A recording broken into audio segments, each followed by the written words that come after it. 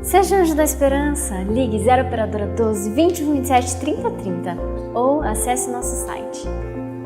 Sou anjo, sou novo tempo.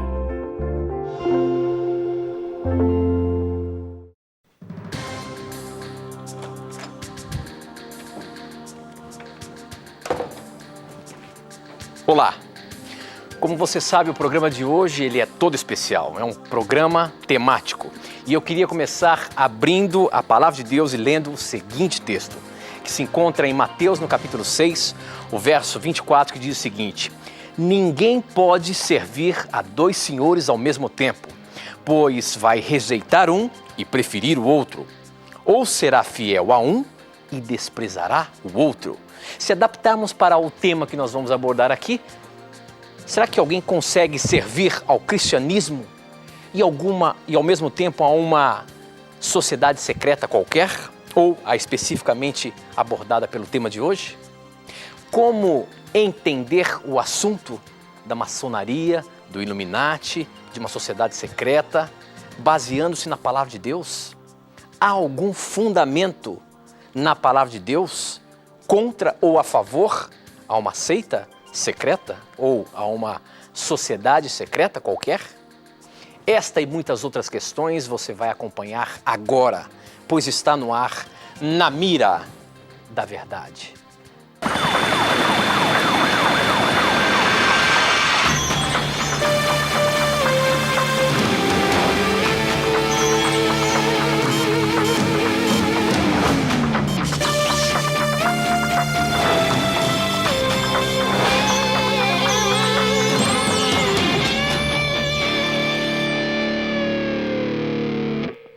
Alô, seja muito bem-vindo, já nos conectamos com o Brasil e o mundo através das ondas do rádio, da internet, da TV Novo Tempo, espalhada por todo o nosso país. Obrigado pelo carinho da sua audiência e a partir de agora, esse é o programa Na Mira da Verdade especial, tema Maçonaria e Illuminatis. E nós vamos começar o programa cumprimentando meu amigo, professor Leandro Quadros. Hoje, meu amigo, hoje promete. Você está, não é só numa mira não, na mira da verdade, na mira da escopeta, na mira de tudo, meu irmão. Quero ver como é que você vai sair hoje, estou ansioso aqui, mas tenho certeza que Deus vai te abençoar para você apresentar tudo o que o tema quer dizer, baseando-se na palavra de Deus, não é isso? É isso aí, meu amigo. Queria mandar, Tito, só um abraço aqui, depois falaremos sobre o que vamos abordar no programa. Um abraço aqui para Gerlane Felipe, para Luciana, que também é da Igreja Assembleia de Deus e gosta muito do Na Mira da Verdade, para Ana Vanderlen, que mora na Holanda, e para o Fabinho, da Igreja Adventista de Jundiapeba. Que Deus abençoe a todos vocês e muito obrigado pelo carinho de todos. Ok, professor, eu também vou fazer como você, tenho que mandar alguns abraços. Esse final de semana eu estive no sul do Pará inaugurando mais uma TV Novo Tempo, lá em Redenção, lá no sul do Pará, um povo acolhedor que nos recebeu com muito carinho. Lá nós inauguramos o canal 3 da TV Novo Tempo. Um abraço a todos os nossos amigos de Xinguara, que é uma cidade próxima, de Rio Maria, que também tem Novo Tempo. Enfim, os nossos irmãos que nos acompanharam na carreata, enfim, na festa toda lá. Um abraço muito especial a dona Geni de Xinguara, a dona Branca, a todos que me recebeu com tanto carinho. Muito obrigado, um abraço a vocês que estão nos acompanhando aí pela TV Novo Tempo, tá bom? Bom, vamos começar o nosso programa, professor Leandro Quadros. Antes de eu fazer as primeiras perguntas aqui, eu queria dizer para você que hoje o programa ele é um pouco diferente. Por ser um programa temático, talvez você não vai ter tanta chance de mandar suas perguntas por SMS, pelo Twitter. Nós vamos fazer o seguinte, você vai poder dar o seu comentário através do Facebook, namiradaverdade.nt, e também fazer alguma pergunta ali. Mas nós já preparamos o programa com as perguntas que chegam nos diversos programas relacionados ao tema maçonaria e Illuminatis, e é o que nós vamos apresentar para você aqui, tá bom? Então você pode participar hoje apenas através do nosso Facebook. Você vai ver que tem um post lá que nós colocamos sobre a chamada do programa e você pode ali mandar as suas perguntas. Mais de 37 mil pessoas já visualizaram e já estão mandando seus comentários aqui. Participe você também mandando as suas perguntas pra gente, tá bom? Bom, antes de começar o programa, professor, eu queria que você, antes de eu fazer a primeira pergunta, eu queria que você pudesse falar um pouquinho sobre algo sobre a maçonaria. Vamos começar pela maçonaria. Você tem um histórico aí que você pode dizer sobre a maçonaria para a gente começar a dar o andamento do programa? Muito bom, Tito, essa forma como você abordou o início do programa. Antes de mencionar esse breve histórico, e nós vamos mostrar inclusive um slide logo mais para você, eu queria fazer uma observação, Tito, para o nosso telespectador, ouvinte e internauta. Veja bem, querido amigo, algumas coisas precisam ficar bem claras. Primeiro, nós não estamos aqui para falar aquilo que você quer que nós falemos, mas nós vamos falar aquilo que você precisa ouvir. Esse é o primeiro ponto. Segundo ponto, não estamos aqui para agredir irmãos maçons. Se você acha que este programa é para agredir ou denegrir irmãos maçons, você vai perder o seu tempo, pode trocar de canal, porque nós não faremos isso. Isso mesmo. Terceiro ponto, não é? Nós estamos aqui para analisar alguns dos ensinos maçons à luz da palavra de Deus. Porque a nossa ênfase é sempre a Bíblia. E quarto ponto, fizemos pesquisas em obras maçônicas e por isso podemos dizer que citações que apresentaremos aqui são fontes primárias, não são invenções nossas. E o último ponto que eu queria destacar é o seguinte, nós vamos inclusive fornecer bibliografia primária para você que queira se aprofundar sobre o assunto. Não vamos abordar nem um terço do que esse assunto poderia ser abordado, mas cremos que abordaremos o essencial, o mais importante, para você tirar as suas próprias conclusões e decidir se é realmente possível harmonizar maçonaria com a Bíblia. Então, com esses pontos esclarecidos, vamos aí para a origem e breve histórico sobre a maçonaria, como você verá no primeiro slide a seguir, e que eu vou ler para você, tá bom? Então, primeiramente, tem uma citação que você vai poder acompanhar no slide agora conosco, do Dr. George Matter e também Larry Nichols, no Dicionário de Religiões, Crenças e Ocultismo, da editora Vida, publicado no ano 2007, páginas 269 e 270, o seguinte. Eles dizem assim, é difícil determinar o início da maçonaria, dado que há muitas versões para o seu surgimento. Aos que defendem que sua origem remonta aos dias de Salomão, o terceiro rei de Israel. Outros, porém, atribuem seu começo à Idade Média, com as confrarias de pedreiros, quando seria conhecida como maçonaria operativa. Há ainda os que argumentam que a maçonaria surgiu em 1717 na Inglaterra, sendo classificada como maçonaria especulativa ou filosófica, tendo sido fundada por 2 clérigos. Perceba, amigo, que realmente não há um consenso sobre a história da maçonaria. Então nós não poderíamos aqui ser dogmáticos, sendo que até mesmo em obras maçônicas que consultamos, não se percebe um consenso sobre a origem da maçonaria. Agora, um dado importante para você ter também é o apresentado nesse segundo slide por Kenio Ismail, que é um autor maçom de quem nós adquirimos uma obra chamada Desmistificando a Maçonaria, para você ter uma ideia que, além de a origem da maçonaria ser incerta, você percebe que há um grande número de maçons no Brasil. Então, nesse segundo slide, você vai perceber o seguinte, que no Brasil atualmente há mais de 211 mil maçons, distribuídos em aproximadamente 6 mil lojas. Para se ter uma ideia da dimensão disso, a maçonaria brasileira é 2 vezes maior do que a soma de todo o restante da maçonaria latino-americana. Então nós tiramos essa fonte do site No Esquadro, do artigo Maçonaria Brasileira em Números, de Kenio Ismail, que é um autor maçom. Agora, então, professor... essas são algumas questões, Titus, para iniciarmos sobre a maçonaria antes das perguntas que você vai fazer para nós. Bom, então a questão é a seguinte, quando a gente fala de maçonaria, muitas vezes a gente imagina que existe uma filosofia por trás disso. Existe alguma forma de nós passarmos isso para o nosso telespectador?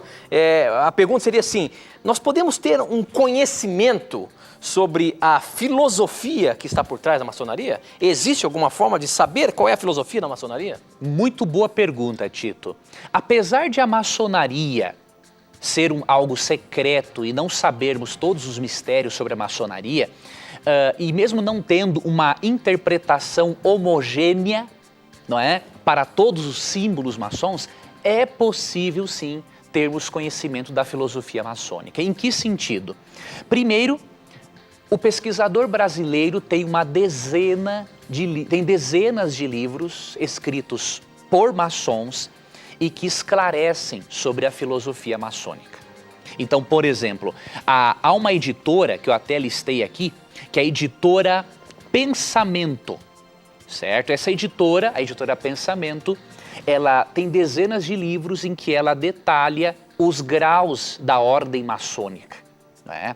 Há também autores brasileiros reconhecidos como Jorge Odum, Nicola Aslan, que é um maçom de 33º grau, Joaquim Gervásio de Figueiredo, 33º grau, Manuel Gomes, também 33º grau, Rizardo da Camino, 33º grau, e Zilmar de Paula Barros.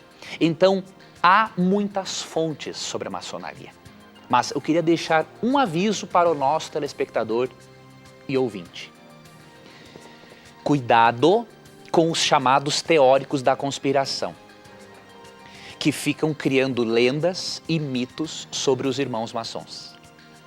Os teóricos da conspiração costumam dizer que os maçons querem dominar o mundo, querem dizer também que os maçons adoram pessoalmente ao diabo. Isso é mentira, tá? O maçom crê em Deus, ele adora o que ele chama de o grande arquiteto do universo, ou seja, Gadu, Deus. Veremos que existem outros nomes na maçonaria. Então, por que eu estou dizendo isso? Que ao você perceber que existem essas fontes para você pesquisar sobre o assunto, não vá naquelas fontes de teóricos da conspiração, de gente sensacionalista que não sabe o que está dizendo. Então se baseie em fontes primárias para você não ter problema. Então, respondendo à primeira pergunta, Tito, realmente é possível ter conhecimento, sim, da filosofia maçônica pela quantidade de autores que temos e por uma editora, como a editora Pensamento, publicar vários materiais sobre o assunto. Você vê como as coisas são sensacionalistas. Por exemplo, já temos interações no Facebook aqui, dizendo assim, ó, eu sabia que ele ia chamar os maçons de irmãos. E por que não chamar de irmãos? Tá vendo, professor? Então existe um misticismo que são pessoas excluídas. Esse é um problema. Tito, foi bom você lançar isso no ar pelo seguinte, veja bem, querido telespectador, por mais que não sejamos irmãos na fé, nós somos criados pelo mesmo Deus. Então nós chamamos os maçons de irmãos, chamamos os espíritas de irmãos, chamamos pessoas de qualquer denominação de irmãos por causa da filiação, da criação em Deus. Isso. Agora, se você quer excluir um maçom da sua irmandade, mesmo você não crendo nas mesmas coisas que ele, ou um espírito e tudo mais, nós respeitamos a sua decisão. Agora, esse programa não partilha do seu pensamento. Aqui nós não consideramos ninguém melhor do que ninguém. Todos somos pecadores, desesperadamente necessitados da graça de Cristo, e nós vamos apontar, sim, os erros maçons em relação à Bíblia. Agora, desmerecer nossos irmãos maçons, jamais, porque buscamos a Deus da mesma forma que eles. Muito bem, professor. Então, já que a gente entrou nesse assunto, a minha pergunta é a seguinte. Afinal de contas, maçonaria é uma religião? É uma sociedade? É uma irmandade? É o quê? Pois olha, Tito, este é um assunto muito importante, porque alguns maçons dizem uma boa parte, na verdade, dizem que a maçonaria não é religião. Por exemplo, eu queria mostrar uma citação, que é agora do próximo slide, de um autor que eu já citei aqui, Kenio Ismail, que ele afirma, ele dá a entender que a maçonaria não é uma religião, mas nós vamos provar no programa, com base na informação de próprios maçons, que a maçonaria, mesmo não querendo ser, é uma religião sim.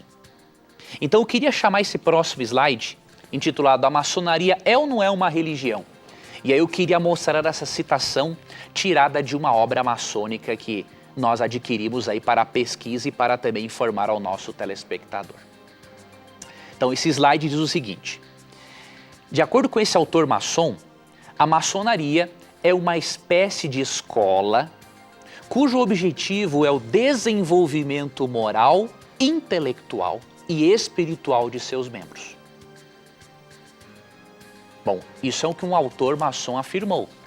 Agora, se você perceber o que outros autores maçons dizem, você perceberá que a maçonaria não é só uma escola, ela é uma religião sim. E por quê? Veja esse próximo slide agora, que tem uma citação de Albert Mackay, um autor maçom de grande relevância mundial. Então nesse próximo slide você vai ler o seguinte, com base na citação da enciclopédia dele, Mackay's Enciclopédia, terceira edição, volume 2, página 847. A maçonaria pode corretamente designar-se uma instituição religiosa. Veja seus landmarks, que é o mesmo que marcos. Marcos ou itens são marcos, itens absolutos da maçonaria, não é? Vejam seus marcos, suas cerimônias sublimes, seus profundos símbolos e alegorias, todos inculcando doutrina religiosa, ordenando a observância religiosa e a verdade religiosa. Olha essa afirmação dele que você vê aí em vermelho, em destaque. Quem pode negar que ela é eminentemente uma instituição religiosa? Abrimos e fechamos nossas lojas com oração, invocamos a bênção do Altíssimo sobre todos os nossos trabalhos, exigimos de nossos neófitos uma profissão de fé confiante na existência e no cuidado providencial de Deus. Então, de acordo com este próprio autor maçom, a maçonaria é sim uma religião, mesmo que seus adeptos não queiram aceitar isso. E mais um detalhe, Tito, muito importante. Há uma enciclopédia de filosofia de William Alston que nos mostra que uma religião, que uma instituição considerada religião, ela tem pelo menos 9 características. E nós vamos mostrar no próximo slide que a maçonaria tem as 9 características e não tem como negar isso. Vamos para o próximo slide, que diz o seguinte: quais são as características de uma instituição que é uma instituição religiosa? Primeira, a crença num ser ou seres sobrenaturais. Os maçons têm essa primeira característica. Segunda, a distinção entre objetos sagrados e profanos. Os maçons têm essa característica. Atos rituais orientados por estes objetos ou símbolos, não é? Os maçons se enquadram nisso. Um código moral com sanção divina. Os maçons possuem isso. Sentimentos religiosos despertados por objetos ou rituais sagrados e relacionados, em teoria, com Deus ou deuses. A maçonaria tem isso. A oração. A maçonaria possui oração. Uma cosmovisão que engloba o lugar do indivíduo no mundo. Possui isso também. A organização da vida ao redor dessa cosmovisão. Existe isso na maçonaria. E a nona característica de uma instituição religiosa, um grupo social que é unificado pelas características acima. Então, com base na citação do próprio Albert Mackay, maçom, e com base nas características dessa enciclopédia de filosofia, a maçonaria é sim uma religião, mesmo que muitos dos seus adeptos a neguem. Mas vem cá, já que é uma religião, então por que a maçonaria ela não quer se apresentar como uma religião? Porque, na verdade, a gente percebe isso nos próprios membros da maçonaria, eles não admitem que a maçonaria é uma religião. O porquê de não querer se apresentar como religião? Tito, essa sua pergunta é muito importante e ter uma resposta a essa pergunta neste livro aqui, que foi uma das obras que consultamos. Maçonaria por trás da fachada de luz. Este autor, ele foi um maçom de 32º grau. Eu, neste livro, percebi algumas coisinhas que eu acho um pouco exageradas, mas muitas informações deste livro, que eu comparei com outras fontes, eu percebi que são corretas. E ele explica, Tito, essa questão do porquê que a maçonaria não quer se identificar como uma religião, mesmo sendo uma religião. Aqui na página 27 da sua obra, ele diz o seguinte: a maçonaria tem razões muito boas para se apresentar como uma sociedade beneficente. De outra forma, iria se distanciar de algumas das religiões mais populares do mundo. Assim como do povo desinteressado, que não vai à igreja porque não tem tempo para nada que seja espiritual. Então a opinião dele é o seguinte: não se identifica como uma religião para não que afastar as pessoas. É melhor se apresentar como uma instituição beneficente que aceita tudo e todos praticamente, para poder o quê? Agregar mais pessoas. Então é uma certa estratégia de marketing, diríamos assim, de acordo com a opinião deste ex-maçom de 32º grau. Muito bem, professor. Bom, a interação no nosso Facebook aqui não para, muita gente mandando seus comentários, fazendo perguntas. Enfim, obrigado aí pela sua participação, mas eu destaquei uma aqui até para a gente entrar no nosso próximo tema. Por exemplo, Illuminatis. A pergunta da Biana Virtanen, ele diz o seguinte: professor, quero ver vocês responder essa. E ela diz o seguinte: muitos falam que eles, os Illuminatis, vão inventar uma ameaça artificial.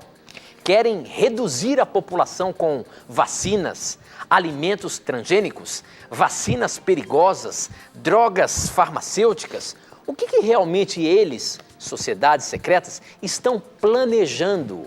Acho que não vai responder essa, hein? Ó, ela está dizendo aqui, professor. Você tem algum dado aí sobre isso? Essa questão do Illuminati, essa conspiração realmente existe? A gente sabe que tem muita coisa por trás de tudo isso. Mas como é que é isso, professor? Pois olha, amigo Tito, nós vamos responder não simplesmente com a palavra do Leandro, mas com a palavra de um próprio ex-maçom. Veja bem que interessante. Eu mencionei que o autor deste livro aqui, William Schnoebelen, eu achei alguns pontos exagerados, mas quando eu comparei com outras fontes maçônicas, inclusive com a obra Desmistificando a Maçonaria, de Kenio Ismail, eu percebi que tem muita coisa aqui que é verdade. Ele, mesmo sendo às vezes um pouquinho sensacionalista, esse autor aqui, do livro Maçonaria por trás da fachada de luz, ele não faz nenhum sensacionalismo em torno dos Illuminatis como faz o pessoal pela internet. Quer ver o que ele diz? Objetivamente e de maneira direta, na página 152 e também na página 153 do seu livro, ele fala o seguinte, a explicação de Illuminatis. Olha o que ele fala aqui. O tema dos Illuminati é um dos preferidos dos teóricos em conspirações. Ou seja, infelizmente há muita gente que passa mais tempo estudando sobre teorias da conspiração ao invés de estudar a palavra de Deus e se preparar para a volta de Jesus. Então ele fala aqui que esse é um dos temas preferidos dos teóricos da conspiração. Frequentemente identificado com a ideia de um governo vasto e sombrio que busca dominar o mundo. O termo, agora ele começa a explicar, o termo é plural da palavra latim illuminatus, que significa o que é iluminado. Desse modo, significa que uma pessoa recebeu por inteiro a iniciação que lhe foi oferecida pela maçonaria. Tecnicamente falando, um Illuminatus é um mestre maçom que recebeu toda a luz que a maçonaria pode conceder. Ele está além do 33º grau. Tais pessoas são conhecidas como mestres do templo e são conhecidas coletivamente por outros nomes, além de os Illuminati. Formam uma estrutura de elite de supermaçons com um entendimento dos princípios da arte muito superior até mesmo do típico maçom do 33º grau. Então, este autor não fica por aí aceitando as teorias dos teóricos da conspiração. Ele só explica que Illuminati é um termo que se refere a um maçom que é, diríamos, iluminado, que atingiu o grau máximo de iluminação no subir a escada do conhecimento maçônico, e ele não fala nada de teoria da conspiração, de Illuminatis criando vírus para matar a população e tudo mais. Nós não podemos acreditar nessas coisas sem base, sem fontes. Nós precisamos ficar com coisas que podem ser apoiadas por literatura séria. Agora, se tiver outra coisa a mais por trás disso, Deus nos revelará. Eu sou muito cético em relação a coisas que são afirmadas na internet sem fonte primária. Então, eu prefiro ficar com a opinião deste autor que foi maçom de 33º grau. Você diz muito bem, professor, quando se fala que existem muitas pessoas que acabam se aprofundando na internet, procurando teorias da conspiração. Isso pode até haver, pode até ter realmente teorias de conspiração, tudo bem, pode até haver. Agora, de uma coisa é certa, esse mundo, queira ou não queira, ainda tem o domínio de Deus. Embora tenha o inimigo de Deus também lutando contra ele, mas Deus está no comando de todas as coisas. E ele não vai permitir que você, que é um filho dele, se perca por esses meios. Portanto, não vasculhe. Tem um amigo que, eu até me lembrei disso agora, tem um minutinho antes de ir para o intervalo, que ele disse que ele gastou muitas e muitas horas pesquisando a fundo todos esses temas. E ele chegou na seguinte conclusão: eu fui fundo até demais, mas depois eu percebi que o tempo que eu perdi com isso, eu poderia ter ganho muito mais se tivesse me aprofundado mais na palavra de Deus. Eu tenho certeza que este livro vai esclarecer tudo o que você precisa saber para herdar a vida eterna e não ter medo do que vai ainda acontecer neste mundo de pecado. Portanto, daqui a pouquinho, depois do intervalo, a gente vai falar muito mais sobre o tema. Não sai daí não, participe através do nosso Facebook, namiradaverdade.nt, e dê a sua opinião e faça suas perguntas também, tá bom? A gente volta já já.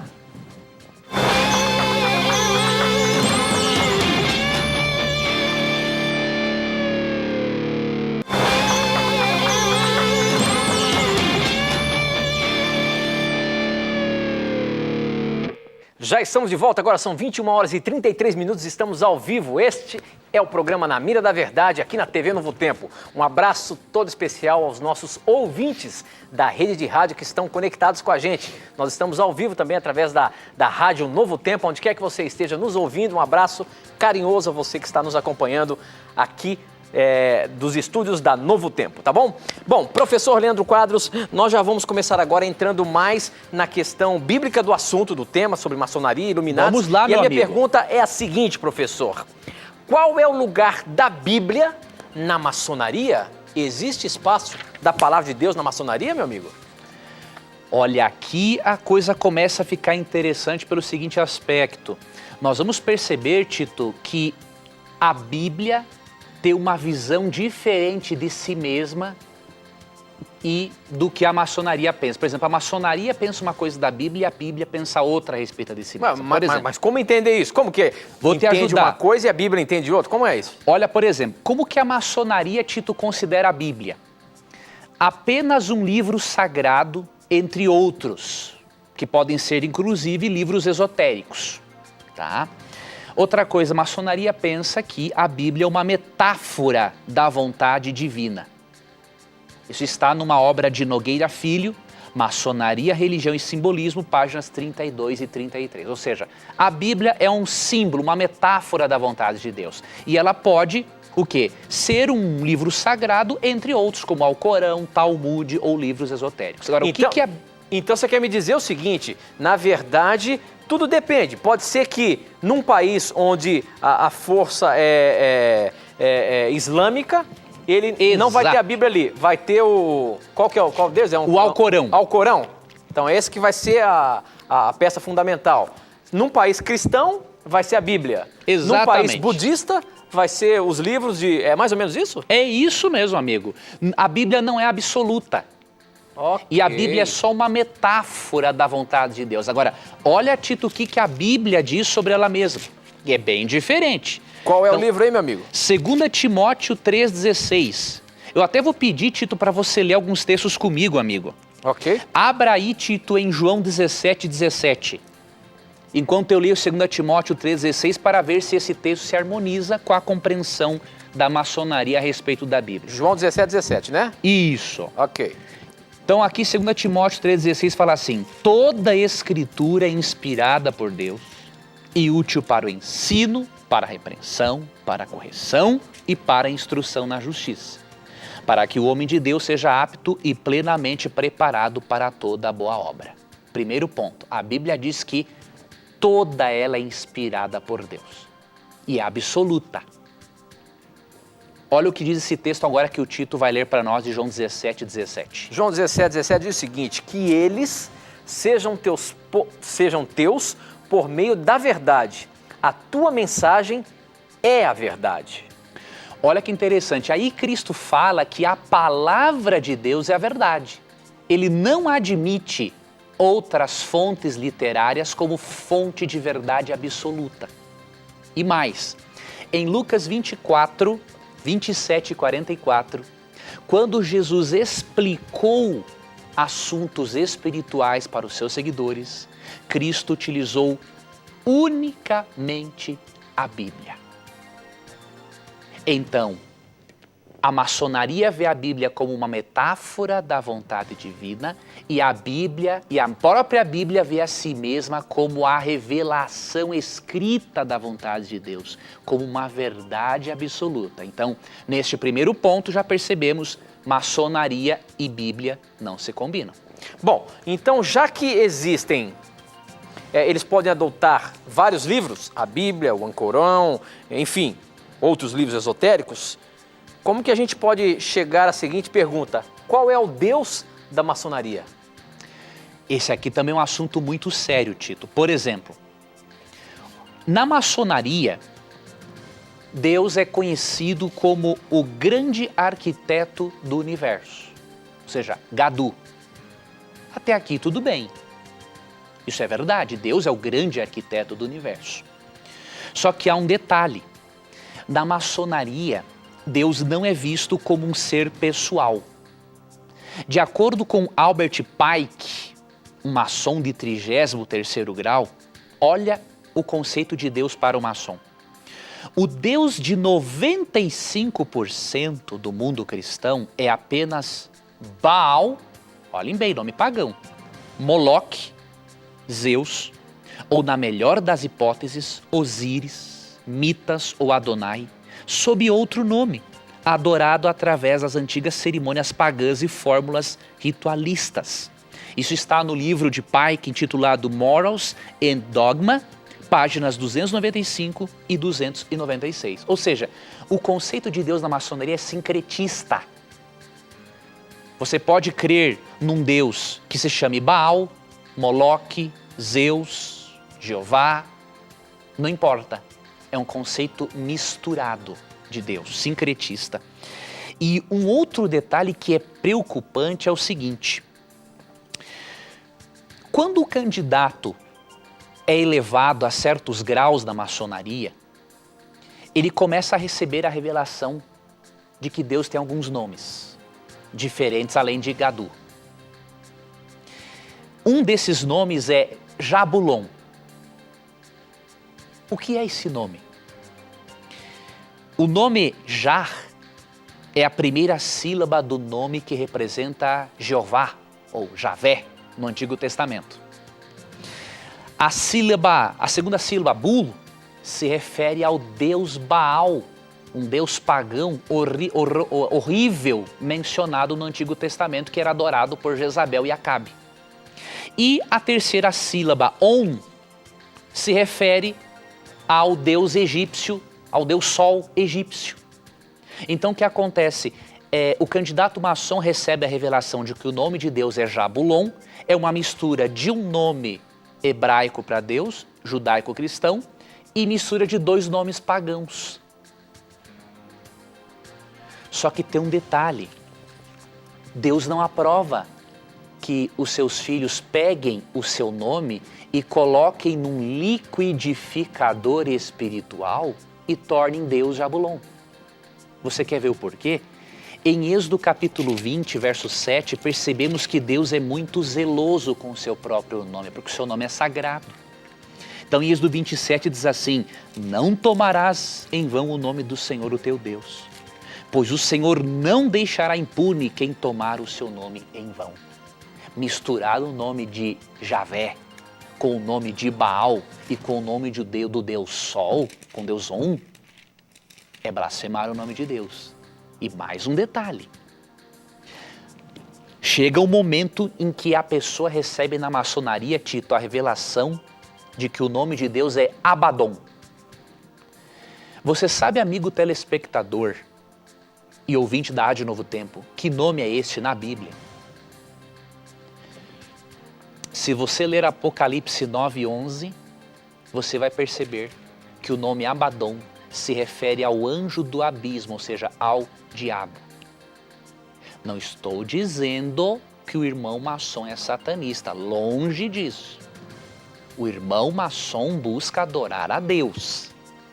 Só que o nome utilizado não é um nome bíblico para Deus, é um nome para um ser maligno.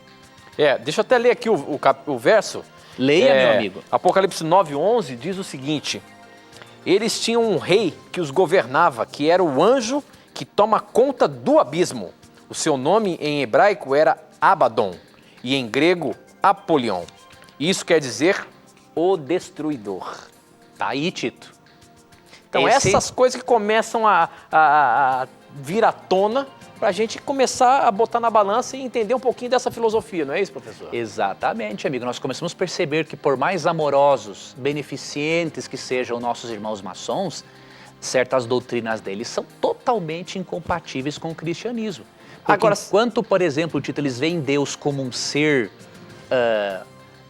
uma mistura de deuses, a Bíblia fala, por exemplo, em Deuteronômio 6:4 e 5, que Deus é o único Deus.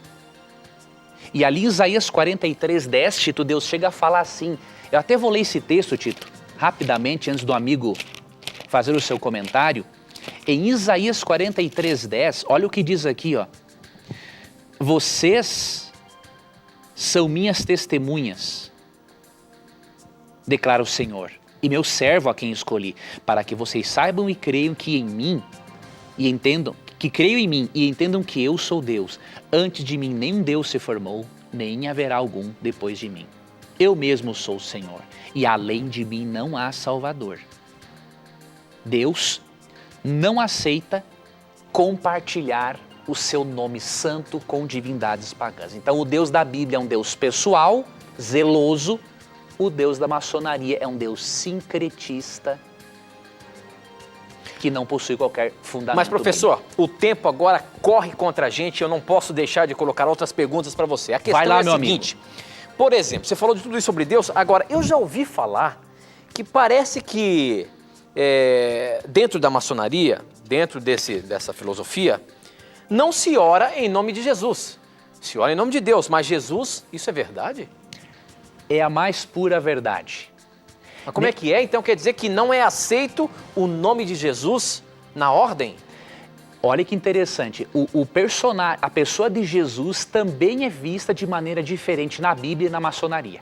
Por exemplo, neste livro aqui, Maçonaria e Fé Cristã, do Dr. Scott Orwell, ele escreveu uma coisa interessante na página 83, explicando que realmente não se deve orar em nome de Jesus dentro do templo maçônico, porque eles não querem criar uma espécie de desconforto com aqueles que não creem em Jesus.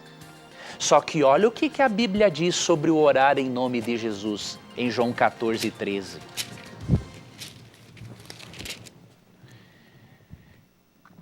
E eu farei o que vocês pedirem em meu nome, para que o Pai seja glorificado no Filho. O que vocês pedirem em meu nome, eu farei. A Bíblia é clara em dizer, nós devemos orar em nome de Jesus. Porque de acordo com 1 Timóteo 2,5, ele é o único mediador entre Deus e os homens. E aí eu faço uma pergunta. Se o nome de Jesus se não pode orar em nome de Jesus num templo maçônico, numa loja maçônica, querido irmão maçom, como que você vai cumprir a grande comissão de Cristo em Mateus 28, 19 e 20? Ele diz assim, ide, fazei discípulos de todas as nações, batizando-os em nome do Pai, do Filho e do Espírito Santo, ensinando-os a guardar todas as coisas que os tenho dito. Como que você vai testemunhar de Jesus num lugar em que você não pode orar em nome de Jesus? Aí vem a seguinte pergunta, professor. Afinal de contas, então, como uma pessoa é salva na maçonaria? Vamos pensar aqui o cristão que está inserido neste meio, que crê na salvação. Como que a gente pode entender, então, essa questão da... Como que a pessoa é salva segundo a maçonaria? Existe alguma resposta no conteúdo primário aí da maçonaria? Tem alguma explicação? Existe, amigo. Antes, uma informação muito importante. Enquanto que para a maçonaria Jesus era um mestre da moralidade, a Bíblia ensina que Jesus é Deus no mais pleno sentido da palavra. Isso mesmo. Então, meu amigo maçom, se Isaías 9,6 fala que ele é o Pai da eternidade, se Colossenses 2,9 diz que nele habita toda a plenitude da divindade, se Atos 4,12 fala que não há salvação fora dele, como que você vai dizer que ele é só um mestre de moralidade? Veja, ou você aceita o que a maçonaria diz, ou aceita o que a Bíblia diz sobre Jesus. Não tem como harmonizar as duas coisas. Agora, e sobre a salvação? Para a maçonaria, o ser humano não é visto como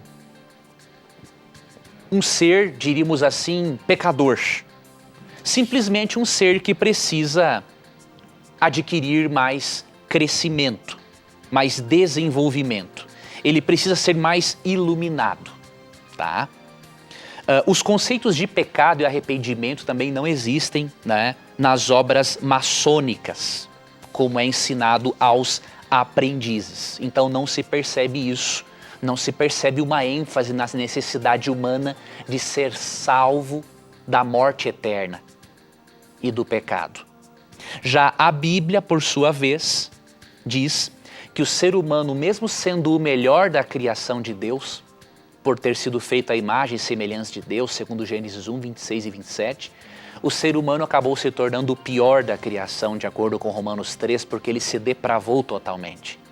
E aí a Bíblia diz que por causa disso, o ser humano precisa ter na sua vida, muito claro, conceitos de pecado e arrependimento. Para quê? Para ele sentir necessidade de um Deus Salvador. E aí eu vou ler Atos 2, 37 e 38, outro texto que não se harmoniza com a compreensão maçônica sobre salvação. Atos 2, 38. Respondeu Pedro, arrependam-se e cada um de vocês seja batizado em nome de Jesus Cristo, para perdão dos seus pecados e receberão o dom do Espírito Santo. Enquanto que na Bíblia, Tito, a salvação é um dom, é um presente vindo somente por meio de Cristo e que o ser humano não pode adquirir com suas próprias obras, de acordo com Efésios 2, 8 e 9, na maçonaria o indivíduo pode ser iluminado pelo conhecimento, pelas suas próprias obras. Ou seja, contradiz a Bíblia novamente. Mas vamos lá, o nosso Facebook tem muita gente falando aqui. Eu queria pegar um comentário aqui do Ed Carlos Vilhena. Ele diz o seguinte: eu gostaria de saber de vocês por que existem pastores de outras denominações que são maçons, de onde eles se baseiam que podem ser pastores e maçons. E na Igreja Adventista existem também pastores maçons? E aí, professor? Muito boa essa pergunta. Existem pastores maçons de muitas igrejas, mas o são por ignorância ou desonestidade intelectual. Por quê? Quando você começa a analisar a maçonaria, você percebe que é uma fraternidade realmente de irmãos que estão dispostos a fazer o bem pela humanidade. Como diz um ditado maçom, o objetivo do maçom, não é fazer masmorras para as drogas e para o vício. Eles querem realmente influenciar a sociedade para o bem. Agora, se você comparar a maçonaria com a Bíblia, conceitos maçons sobre Deus, sobre Jesus, sobre a Bíblia, sobre a salvação com a maçonaria, você vê que é uma incoerência total. Então, eu acredito que muitos se filiam à maçonaria dizendo que são cristãos por ignorância, porque base bíblica é impossível. Não é? E até nós vamos comentar mais para frente se é possível um cristão ser maçom ao mesmo tempo com coerência. Agora, então me diga uma coisa. A ética maçônica, ela é cristã? Olha, a maçonaria... Podemos considerar uma ética cristã ou não? Muito boa, Tito, também essa pergunta. A maçonaria, como nós destacamos, os maçons são muito preocupados em melhorar a sociedade. Porém, tem uns aspectos éticos da maçonaria que não são cristãos. Quais, por exemplo? Veja bem, na Bíblia, todas as pessoas são iguais e não se deve supervalorizar uma pessoa por ela ser mais abastada do que outras. Isso você lê, por exemplo, em Tiago 2, 2 a 5. Olha o que diz o texto. Tiago 2, 2 a 5 diz assim: Suponham que na reunião de vocês entre um homem com um anel de ouro e roupas finas, e também entre um pobre com roupas velhas e sujas. Se vocês derem atenção especial ao homem que está vestido com roupas finas e disserem, aqui está um lugar apropriado para o Senhor, mas disserem ao pobre, você fique em pé ali, ou sente-se no chão, junto ao estrado onde ponho os meus pés, não estarão fazendo discriminação, fazendo julgamentos com critérios errados? Já na maçonaria, são convidados para fazer parte da fraternidade pessoas mais da alta elite. A Bíblia não reconhece esta distinção social. Tiago diz que não se deve tratar melhor um rico do que um pobre. Já a maçonaria escolhe pessoas da alta elite da sociedade.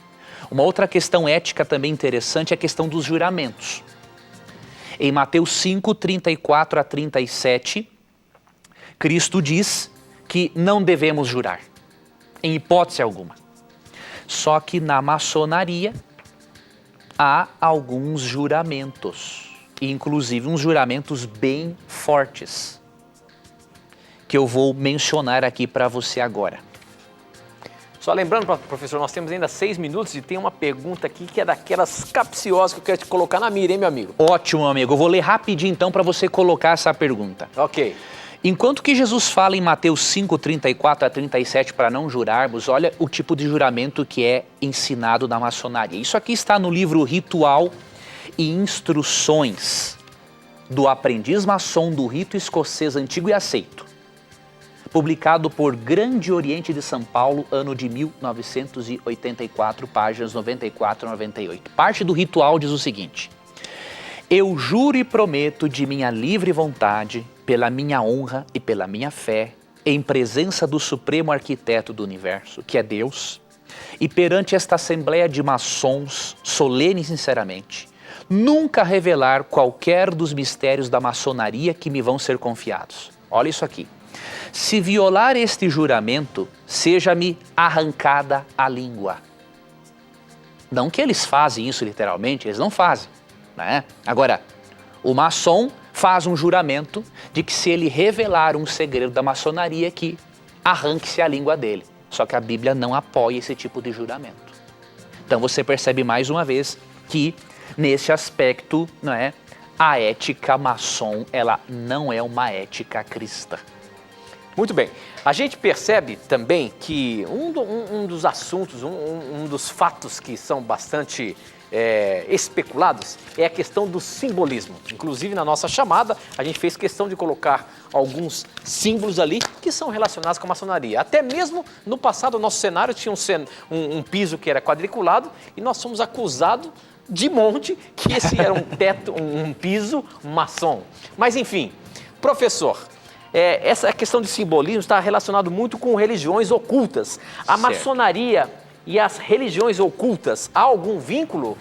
Maçonaria e religiões ocultas, então? A gente, depois de ver tudo isso que você apresentou pra gente aí? Pois olha, amigo Tito, existe realmente um vínculo na simbologia da maçonaria, alguns símbolos com as religiões ocultas, mas eu queria destacar uma coisa, porque muitos cristãos, infelizmente, desinformados, têm manchado o caráter de muitos irmãos maçons. Isso é errado. Temos 4 minutinhos, professor. Então vamos lá. Eu queria mostrar um próximo slide para o nosso telespectador, que tem uma opinião muito interessante de uma autora chamada Rosemary Ellen Gilley, que diz o seguinte: é impossível manchar o caráter de tantos maçons ilustres com adoração ao diabo. Primeiro ponto, pode deixar o slide aí. É errado dizer que os irmãos maçons adoram ao diabo. Quem fala isso é um desinformado, é um fanático religioso e precisa rever os seus conceitos.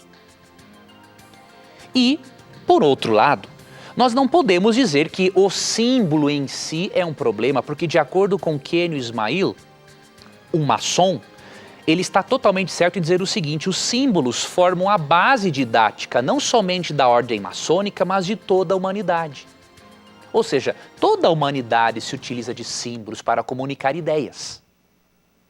Tá, professor. O problema é que alguns símbolos maçons não são cristãos. Exatamente. Eu queria até que mostrar uma tela aí pra gente, que Vamos existe lá. algum símbolo, por exemplo, daquela estrela que é de cabeça para baixo, eu não sei como é que chama aquilo. Vê se tem aí o nosso Olha o próximo primeiro slide. Olha aí.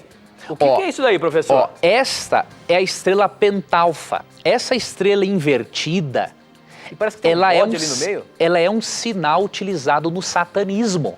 E isso é um símbolo maçônico? É um símbolo que o maçom utiliza. O maçom não utiliza isso para adorar o diabo, fique bem claro. Mas o problema é que o maçom utiliza esse símbolo. Um outro símbolo interessante que eu gostaria de mostrar, olha que símbolo macabro esse. O próximo. É o símbolo de Baphomet, cabra de Mendes, deus do Egito. Olha o que Kenio Ismail afirmou sobre esse símbolo. Ele argumentou no livro dele, Desmistificando a Maçonaria, Temos 2 minutinhos, professor. Páginas 30 e 31, ele argumentou que a Igreja Católica difamou a maçonaria.